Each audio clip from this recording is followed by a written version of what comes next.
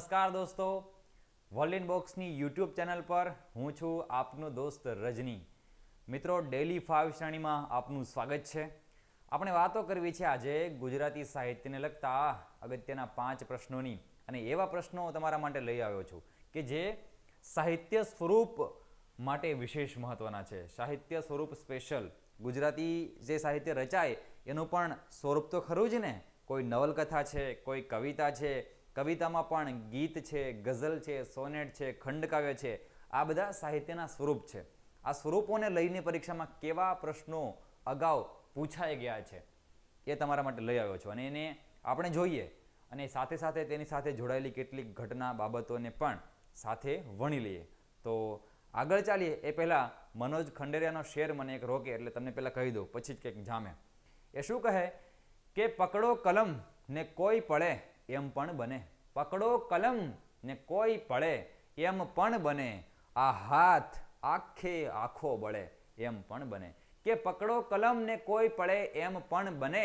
આ હાથ આખે આખો બળે એમ પણ બને. અને કહે કે તું ઢાળ ઢોલિયો હું ગઝલનો દીવો કરું. જો ગઝલ રૂપી દીવો.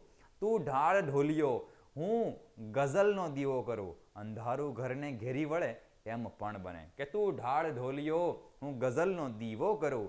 અંધારું ઘરને ઘેરી વળે એમ પણ બને. તો આ જો ગઝલ વિશે જ સર્જક લખે કે હું ગઝલનો દીવો કરું. ગઝલ રૂપી દીવો, શબ્દનો દીવો અજવાળું કરશે. અંધારા હવે ઘરને ઘેરી વળવાના નથી. તો ગઝલ સિવાય પણ કેટલાય સાહિત્ય પ્રકાર, સ્વરૂપો સાહિત્યના આપણને પ્રાપ્ત થયા છે. ચાલો આપણે એ સ્વરૂપની વાતો કરવી છે. જો લખ્યું છે અહીં કે નીચેનામાંથી કયું ખંડ કાવ્ય કવિ કાંતનું નથી. પરીક્ષામાં આવું પૂછાય. જો કયું ખંડ કાવ્ય કવિ કાંતનું નથી, તો વસંત વિલાસ, વસંત વિજય, ચક્રવાક મિથુન અને મૃગ તૃષ્ણા. જેની આમ દૃષ્ટિ છે એમ એકદમ ચતુર હોય, થોડાક હોશિયાર હોય તો તરત ખબર પડી જાય કે આ જ આમાંથી અલગ પડે છે. પણ સેજ વિચારો એટલે આ જવાબ તો આવડી જાય એમ જ છે કે નીચેનામાંથી કયું ખંડ કાવ્ય કવિ કાંતનું નથી. આટલું જ પૂછ્યું. તમે જો વસંત વિલાસ, વસંત વિજય, જો ગોખ્યું હોય ને તો બધું ભેગું થઈ જાય, પણ ગોખ્યું નથી તો તરત ખબર પડે કે જો વસંત વિજય એટલે કે માનવ ભાવો પર પ્રકૃતિનું જે વિજય થાય એ ઘટનાને આલેખતું પાંડુરાજા અને તેમની બે પત્ની છે માદ્રી કુંતી. તો એમાં માદ્રી અને પાંડુરાજા ને જે આખી પ્રણયની કે ઘટના છે એમાં વચ્ચે મૂકી છે સર્જકે. એ છે વસંત વિજય ખંડ કાવ્યની કંઈક કથા વસ્તુ. ચક્રવાક મિથુન, એમાં ચક્રવાક અને ચક્રવાકી એ બંનેની પ્રણય કથાની વાત આમાં કરી. અને મૃગ તૃષ્ણા છે, એક મૃગ છે એ તરસમાં કેવી ફાંફા માર્યા કરે આમથી આમ, અને એની જે આખી ઘટનાને લગતું એક ખંડકાવ્ય આ મળે. તો આ ત્રણેય ખંડકાવ્ય છે કવિ કાંતના છે. તો આ ખંડકાવ્ય કોનું છે? તો કે એ ખંડકાવ્ય જ નથી. તો કે આ છે શું? તો કે વસંત વિલાસ એ પ્રાચીન ગુજરાતી સાહિત્યની ફાગુ કૃતિ છે. શું છે? ફાગુ કૃતિ. પ્રાચીન ગુજરાતીમાં રાસ સાહિત્યની કૃતિઓ છે. ભરતેશ્વર બાહુબલી રાસ. પ્રબંધ સાહિત્યની કૃતિ છે, એક જાણીતો પ્રબંધ છે કાનહળદે પ્રબંધ. પદ્ય વાર્તા પ્રકારનું સાહિત્ય છે પદ્ય વાર્તા. આપણે શામળ ભટ્ટને પદ્ય વાર્તાકાર તરીકે જાણીએ. બારમાસી પ્રકારનું સાહિત્ય સ્વરૂપ છે. આવા અલગ અલગ સાહિત્ય સ્વરૂપો હતા. એમાંનું એક સ્વરૂપ છે ફાગુ. તો આ જે વસંત વિલાસ છે ને એ વસંત ઋતુમાં કરવામાં આવતો વિલાસ. વસંત વિલાસ નામની એક ફાગુ કૃતિ આપણને મળે. આના કોઈ કર્તાનું જાણ આપણને મળી નથી, એટલે અજ્ઞાત સર્જકની છે. અજ્ઞાત એટલે ખબર નથી એવા કોઈ સર્જકની આ કૃતિ છે. આ ખંડકાવ્ય જ નથી. આ શું છે? ફાગુ કૃતિ છે. તો જુઓ, પરીક્ષામાં એવું પૂછાય કે વસંત વિલાસ કૃતિ એનું સાહિત્ય સ્વરૂપ જણાવો. શું છે? એટલે તરત ઓપ્શનમાં હોય રાસ પ્રકારની કૃતિ કહેવાય, ફાગુ પ્રકારની કહેવાય, પ્રબંધ પ્રકારની કહેવાય કે બારમાસી પ્રકારની કહેવાય. 4 વિકલ્પ થઈ ગયા. એટલે એને યાદ રાખવાનું ફાગુ પ્રકારની કૃતિ છે. તો આ યાદ રાખવાનું. આ ત્રણેય છે કેવા ખંડકાવ્યો છે? આ ત્રણેય કૃતિ કેવી છે? ખંડકાવ્ય સ્વરૂપની. અને કોની છે? કવિ કાંતની જ છે. કવિ કાંત મણિશંકર રત્નજી ભટ્ટ. જુઓ, નહીનાથ નહીનાથ ન જાણો કે સવાર છે, આ બધું ઘોર અંધારું હજુ તો બહુ વાર છે. શરૂઆત વસંત વિજયની આ પ્રકારની થાય, અને ખૂબ સુંદર મજાનું કાવ્ય છે ખંડકાવ્ય. જરા વાંચજો, મજા પણ આવશે. તો આ એક પ્રશ્ન થયો. પછી લખ્યું છે કે નીચેનામાંથી કઈ વાર્તા ધૂમકેતુની નથી? તો જો 3 વાર્તા ધૂમકેતુની છે ને એક નથી. જો કે અહીં લખેલી છે બધી જ વાર્તા છે, યાદ રાખવાનું. પણ ધૂમકેતુની કઈ નથી એ શોધવાની છે. જો સાહિત્ય સ્વરૂપમાંથી આવા પ્રશ્નો આવે. વાર્તા પણ એક પ્રકારનું સાહિત્યિક સ્વરૂપ કહેવાય. ટૂંકી વાર્તા આપણને મલયાનીલ પાસેથી ગોવાલણી નામક પહેલી ટૂંકી વાર્તા મળી. એ પછી ધૂમકેતુએ ધૂમ મચાવી. શેમાં? વાર્તા લેખનમાં. 500 ઉપરાંત વાર્તાઓ એમની પાસેથી આપણને મળે. તો એમાંની કેટલીક જાણીતી વાર્તાઓ પણ હોય ને, તો એ જાણીતી વાર્તાઓ જ અહીં લખેલી છે. બહુ ઊંડાણપૂર્વકનો પ્રશ્ન નથી. જાણીતી વાર્તા એટલે એવી વાર્તાઓ કે આ જે વાર્તાઓ છે ને એ બાળકોના અભ્યાસક્રમમાં પણ છે, મોટાઓના અભ્યાસક્રમમાં પણ છે. એટલે કે 6 થી 12માં ક્યાંક ને ક્યાંક અભ્યાસક્રમમાં આવી હોય ને એવી જ વાર્તાઓ તમારી સામે છે કે જે ધૂમકેતુની છે. તો જો પોસ્ટ ઓફિસ આપણે જાણીએ કે એમાં અલી ડોસો આવે. અલી ડોસો, એની પુત્રી છે, એનું નામ શું છે? મરિયમ. મરિયમને સાસરે વળાવી છે મરિયમ, અને એના પત્રની રાહ જોતો જે ડોસો છે એ દરરોજ પોસ્ટ ઓફિસ પર જાય ને કહે કે મારી મરિયમનો કાગળ આવ્યો કે નહીં, કાગળ આવ્યો કે નહીં, કાગળ આવ્યો કે નહીં. દરરોજ આવશે જ એવી લાલચે એ ત્યાં જાય અને કાગળ આવતો નથી, નિરાશ થઈને પાછો ઘર આવે. આખો જીવનનો ઘટનાક્રમ થયો. એકવાર એ પછી હવે થાક્યો, દેહ પડવા આવ્યો, ત્યારે પેલા એને પૈસા આપી દે પોસ્ટ મેનને કે જો હવે મારી મરિયમનો કાગળ આવે ને તો મારી કબર ઉપર તો આપી જજે, એવું એમણે કહેલું. તો પેલા બધા એની હાંસી ઉડાવતા, શું તું દોડા આવે કર, બધાને કાગળ અપાઈ જાય ને તું જ બેઠો રહે. તો એ છેલ્લે મૃત્યુ પામે અને ખરેખર મરિયમનો કાગળ પણ ત્યારે આવ્યો હોય. આખી ઘટના તમે વાંચો ને તો સંવેદનસભર આખી વાર્તા છે. એટલે તમે જરા વાંચજો. આમ તમને કહું ને તો મજા આવશે નહીં. એટલે અલી ડોસા અને મરિયમ આ બંને એ પોસ્ટ ઓફિસના પાત્રો છે. જુમો ભિસ્તી, આજે છે જુમો ભિસ્તી, ભિસ્તી એ પોતે જુમો અને ભિસ્તી તરીકે ઓળખાય અટક. તો આ જુમો છે એની પાસે એક પાડો હતો. હવે એ પાડાનું નામ શું છે? વેણુ. એવું પણ પરીક્ષામાં પૂછાયો. વેણુ નામનો એની પાસે પાડો હતો. બંને વચ્ચે બહુ સારામાં સારી દોસ્તી. દરરોજ એને એ વેણુ ખાસ તો એના પર શું આમ કંઈક એવું રાખી દે તેના પાણી બધેને ઘરે ઘરે પહોંચાડતો પાડામાં. પછી સવારે એને ચરવા લઈ જાય ને પાછો પાડો એવો કે જાહેરમાં ચરે નહીં. આમ જાહેરમાં ચરે તેને શરમ લાગે એવો પાડો. અને પછી એને એના માટે શું કરવું પડે? ઘાસ લાવીને ઘરે નાખો ને ઘરે જ ખાય. જાહેરમાં તો ચરે નહીં. પણ પેલો એને ચાલવા લઈ જાય. હવે ચાલવા લઈ જાય છે એવામાં પાટાને વટતા સમયે પાછા ફરતા ત્યારે એનો પાટામાં પગ સલવાઈ જાય છે પાડાનો. અને એવામાં જ ટ્રેન ત્યાંથી નજીકથી આવતી હોય. જુમો ઘણા પ્રયત્નો કરે પણ પગ નીકળતો નથી. અને જુમાને થયું કે આવા સમયે મારે વેણુને છોડી દેવો જોઈએ નહીં. એટલે એ વેણુને બાથ ભરીને પડ્યો રહ્યો. કદાચ ટ્રેન રોકાઈ જાય, મારો વેણુ છે એ બચી જાય. પાડાને ખબર પડી કે નક્કી હવે આપણું પૂરું છે, પણ જો મારી સાથે આ મૃત્યુ પામે કેવું થાય? હવે ટ્રેન એકદમ નજીક આવવાની થઈ ત્યારે પાડાએ જોરથી માથું ઊંચું કર્યું. એના કારણે જે પેલો જુમો છે એ આમ થોડો દૂર જઈને નીચે પછડાયો અને પડ્યો. પાડો ત્યાં કપાઈ ગયો અને પાડાએ પેલા જુમાને બચાવી લીધો. એટલે જો એક પ્રાણી સાથેનું સંવેદન અને પ્રાણીમાં પણ કેટલું સંવેદન રહેલું છે એક વ્યક્તિ પ્રત્યેનું, એ વાત એમણે જુમો ભિસ્તીમાં મૂકેલી છે. ગોવિંદનું ખેતરમાં ગોવિંદ છે એ ગામડામાં ઉછરો, શહેરમાં ભણ્યો અને પછી શહેરનો રંગ લાગે અને શહેરમાં પત્ની સહિત જતો રહે. પોતાનું ખેતર છે બીજાને આપી દે અને ત્યાં રહી અને રોગી બને અને પરિણામે રોગ છે એમને નામ શેષ કરી દે. એટલે કે એના રોગના કારણે મૃત્યુ થાય છે ત્યાં. અને પછી પત્નીને એના પુત્રને ફરી પાછું એમના ગામ એમના ખેતર આવવું પડે. એ આખી ઘટના છે. એ વાત ગોવિંદના ખેતરમાં છે. માને ખોળે એ વાર્તા સુંદરમની છે. એ આપણને ધૂમકેતુ પાસેથી મળતી નથી. માને ખોળે એમાં શબુનું પાત્ર છે. એક એનો નમાલો પતિ અને વાત એ છે એના સસરાની, ક્રૂર એવા સસરાની વાત છે શબુ. અને માને ખોળે એટલે ત્યાં મહીસાગરના જે કાંઠાનો વિસ્તાર છે ત્યાંની વાત આ માને ખોળેમાં છે. ચારે ચાર કથાઓ ખૂબ સુંદર મજાની છે. વાતો કરે તો ખૂટે નહીં એટલી વાતો છે. પણ તમે જ્યારે આટલી વિગતો યાદ રાખશો તો પણ થયું. અને માય ક્લાસ આના માટે જ છે. બધી વાતો આપણે એવી કરીશું. માય ક્લાસમાં તમે આવજો એટલે મજા જ આવશે. તો જો આ વાર્તાઓ આપણે જોઈ કે માને ખોળે સુંદરમ પાસેથી મળી અને બીજી 3 છે કોના પાસેથી મળે? ધૂમકેતુ પાસેથી. તો આ જ પ્રશ્નને અલગ અલગ રીતે ઉલટાવી સુલટાવીને પૂછ્યા કરે છે. તો આપણે યાદ રાખીશું જ. ચાલો, એના પછી એનો પ્રશ્ન છે, લખ્યું છે કે નીચેનામાંથી કઈ એક કૃતિ નાટક નથી? નાટ્ય સ્વરૂપની કૃતિ ન હોય એ આપણે અલગ તારવી દેવાની છે. લક્ષ્મી નાટક છે કે નહીં? લલિતા દુઃખદર્શક, રાઈનો પર્વત અને છેલ્લે લખ્યું છે ગુજરાતનો નાથ. તો 4માંથી એક કૃતિ એવી છે કે જે નાટક સ્વરૂપની નહીં પણ કોઈક અલગ સ્વરૂપની છે.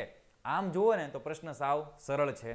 કેમ કે ગુજરાતનો નાથ એ ખૂબ જાણીતી કનૈયાલાલ મુનશીની નવલકથા છે. ઐતિહાસિક વિષયને લઈને લખાયેલી આ નવલકથા છે ગુજરાતનો નાથ. તો આ નાટક સ્વરૂપની કૃતિ નથી. એટલે તરત આપણને જવાબ મળી જાય. આ જ આનો જવાબ આવશે.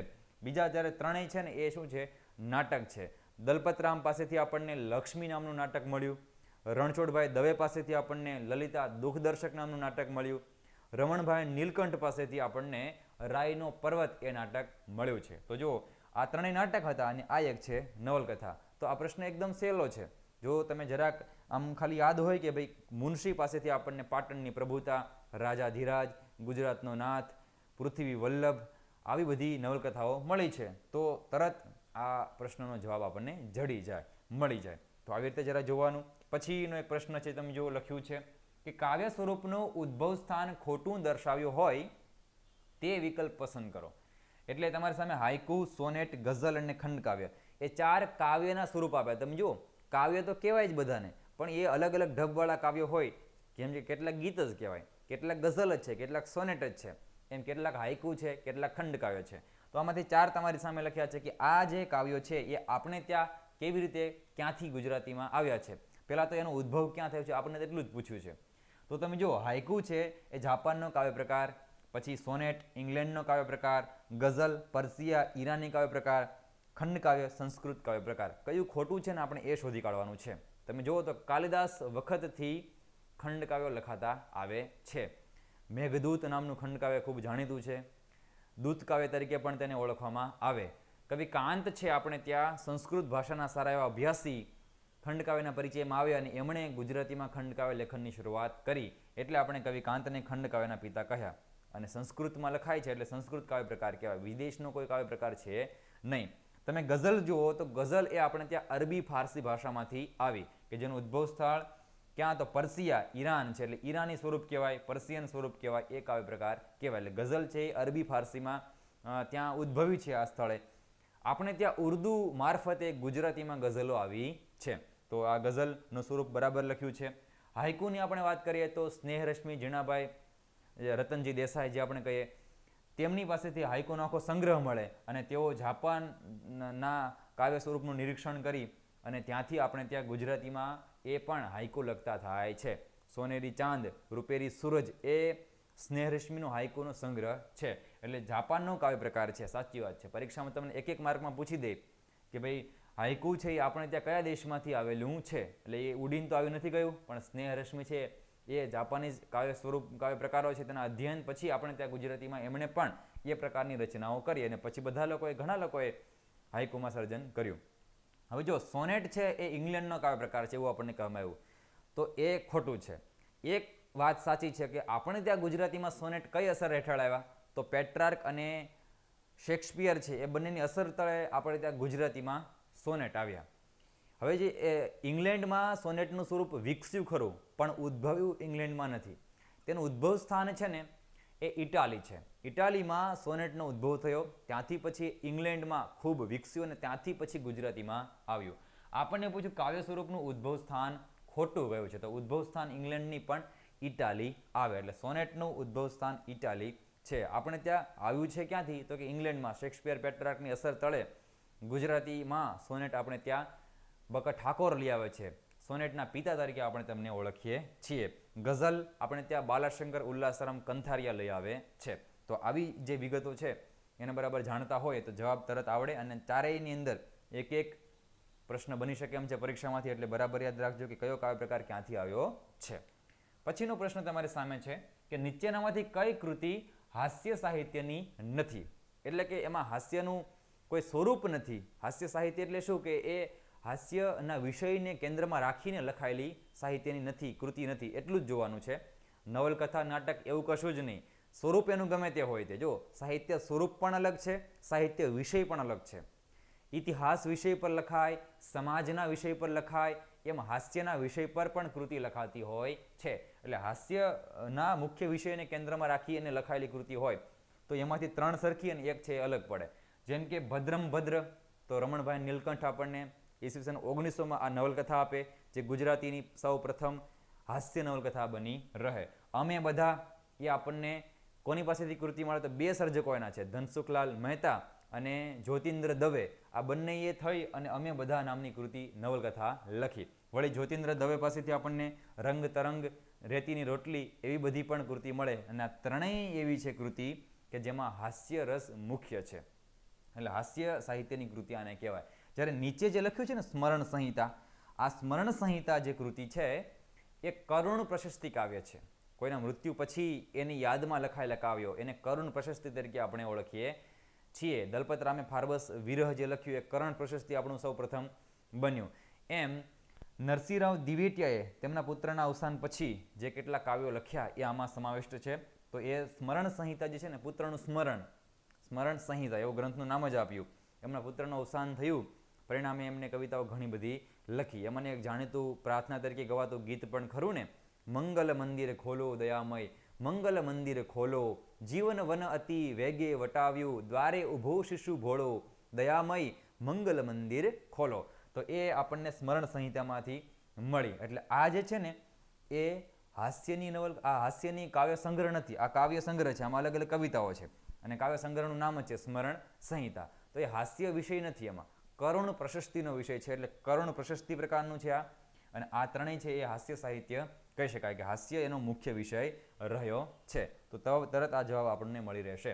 પરીક્ષામાં આવી રીતે પણ ઘણી વખત પૂછાય, તો ભૂલ્યા વગર આ વસ્તુને યાદ રાખવાની. તો આ રીતે આપણે પ્રશ્નોને બરાબર જોયા. અને હવે તમારી સામે એક બીજો પ્રશ્ન છે કે કયા સાહિત્ય સ્વરૂપ ક્ષેત્રે કાકા સાહેબ કાલેલકરનું વિશેષ યોગદાન છે.